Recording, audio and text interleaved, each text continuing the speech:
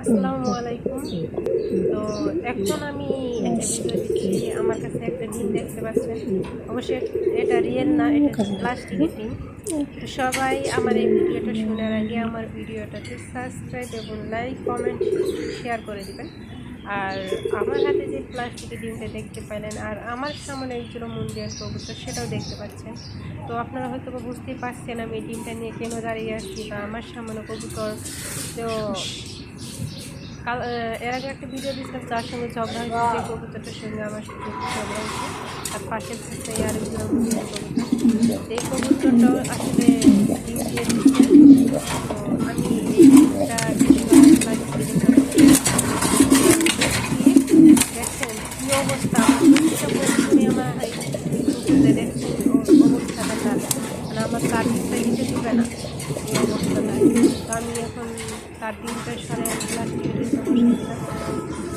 এখন হচ্ছে কি আমি ডিমটা কেন সরালাম, তো এই কথাটাই আপনারা হয়তো জানতে পারছেন। কারণ হচ্ছে কি, ধরেন আজকে হয়তো কবুতরটা ডিম দিচ্ছে, কালকে তো ডিম দিবে না, বা কবুতরটা একদিন দুদিন পর ডিম দেয়। তো দেখা যায় এই ডিমটা যদি তার খাঁচার ভিতরে থেকে যায়, কারণ এই ডিমটা একটু হয়তো বা তাপ একটু বেশি পাইবে, তারপরে যে ডিমটা দেবো সে কম পাইব। একটা বাচ্চা একটু ফুটে বের হবে, আরেকটা পরে বের হবে, বা অনেক সময় দেখা যায় পরে বাচ্চাটা বের হতে পারে না, আগেরটা যেটা আগে তাপ বেশি পায় সেটা বের হয়ে যায়, এরকম আর কি হয়। মানে এরকম অনেক হয় কবুতরের। তো সেজন্য আমি আগে থেকে প্লাস্টিকের ডিম, যখন তারা ডিম দেয় তখন তাদেরকে আমি প্লাস্টিকের ডিমটা দিয়ে তাদের রিয়েল ডিমটা আমি সরায় রাখি। যখন দুইটা তাদের কমপ্লিট হয় তখন আমি তাদের দুটোটা একসঙ্গে দিয়ে বসাই দিই।